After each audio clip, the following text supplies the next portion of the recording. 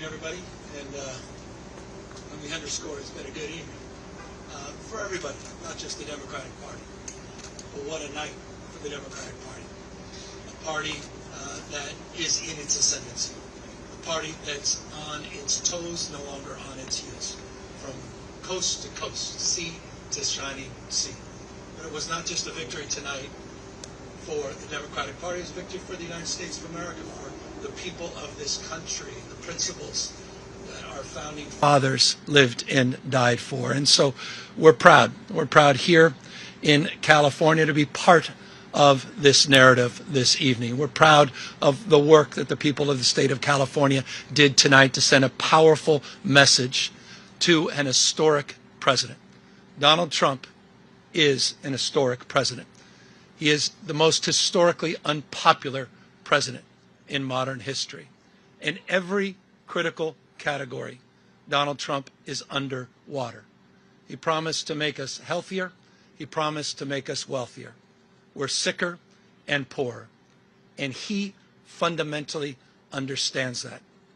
Why else would he call Greg Abbott saying he's entitled to 5 seats?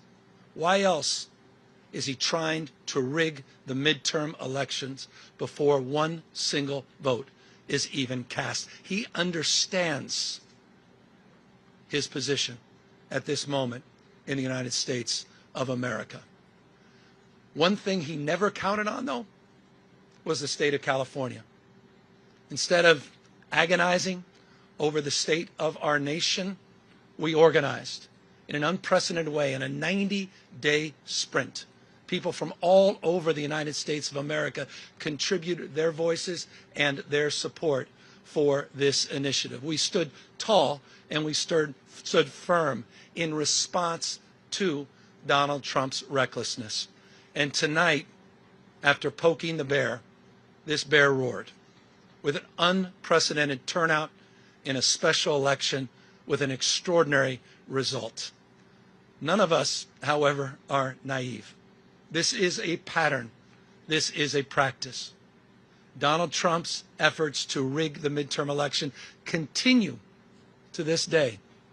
And I'll reinforce that in just a moment. You're seeing him take action all across this country, not just in Texas. You saw what they were successfully able to do in Missouri, what they did in North Carolina, what they're trying to do in Indiana, and inevitably in Florida. They are not screwing around.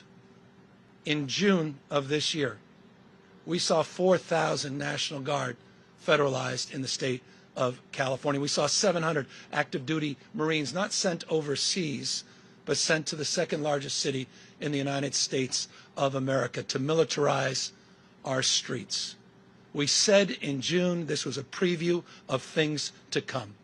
What more evidence do you need than what happened in Washington, D.C., what's happening up in Portland, cities like Chicago? When we kicked off this campaign just 90 or so days ago in Little Tokyo, in Southern California, in L.A., at the Democracy Center, Donald Trump sent Greg Bovino.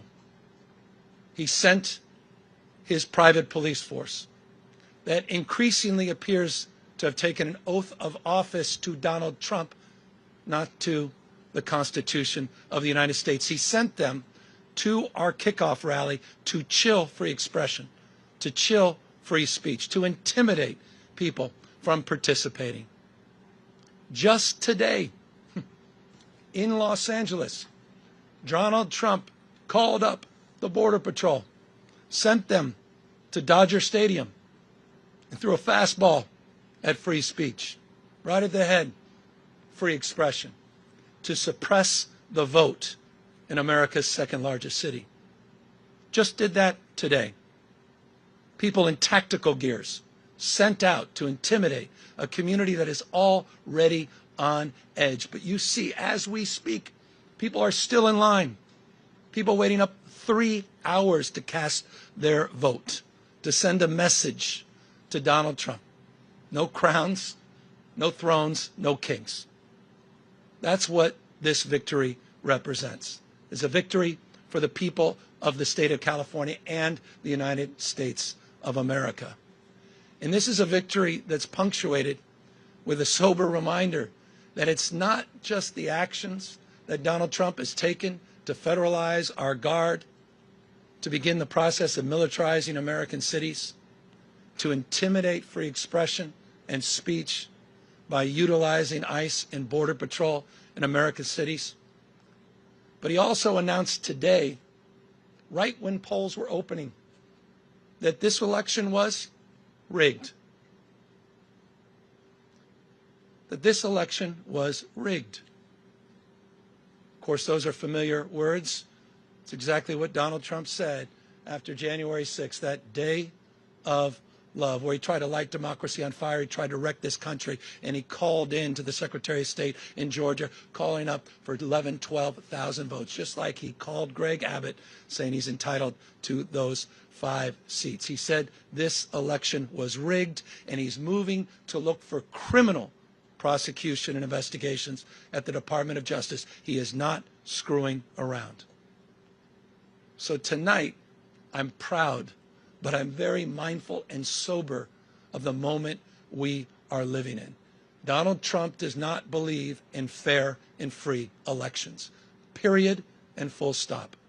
This is not complicated, and it's self-evident to anyone paying attention.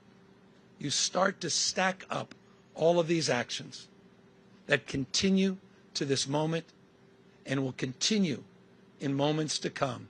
If you think I'm exaggerating, consider his announcement just a few weeks ago to send rapid response teams all across the United States, in all 50 states, tens of thousands of members of the military prepared for urban deployment. A preview of things to come. But back to this state. Our state of mind was resolute. Our state of mind was resolved to stand firm and to stand tall, to not be intimidated, to not be humiliated, to not fall prey to cynicism, to not fall prey to fear and the anxiety of someone that believes in only one thing, shock and awe, to intimidate and exhaust us. But we're seeing all across this country, 7 million people strong, standing up, not just for themselves, but for each other and for these enduring and historic principles of our founding fathers. And I'll end on that. Next year is the 250th anniversary of the best of Roman Republic, the best of Greek democracy. This fundamental notion of a system of checks and balances, of popular sovereignty, the rule of law. Mr. President, the rule of law, not the rule of dawn. And I hope it's dawning on people, the sobriety of this moment, what's at stake. Tonight, as I said, is an extraordinary moment for our party, but again, it's an extraordinary moment affirming those principles. Our founding fathers did not live and die to see the kind of vandalism to this republic and our democracy that Donald Trump is trying to perpetuate. And so my call tonight, in the spirit of Whitman, who talked about the powerful play, goes on. We all must contribute a verse. And so we need the state of Virginia. We need the state of Maryland. We need our friends in New York, in Illinois, in Colorado. We need to see other states with the remarkable leaders that have been doing remarkable things meet this moment head on as well, to recognize what we're up against in 2026. And let me make this crystal clear. We can de facto end Donald Trump's presidency as we know it the minute Speaker Jeffries gets sworn in as Speaker of the House of Representatives. It is all on the line, a bright line in 2026. And so I want to thank everybody that stood up, not just for our democracy, but stood up for those that have feel bullied and intimidated, stood up for this notion of co-equal branches of government and a system of checks and balances. And I want to thank my wife reminds me every single day that this is about those that feel alone, those that feel isolated, those that feel an anxiety and a stress that they never could have imagined in their lives. This was about saying to them, we have your back, we see you, you matter, we care. And I'll just say this, I'm confident as we move forward into 2026 in this country, the best is yet to come. Thank you very much.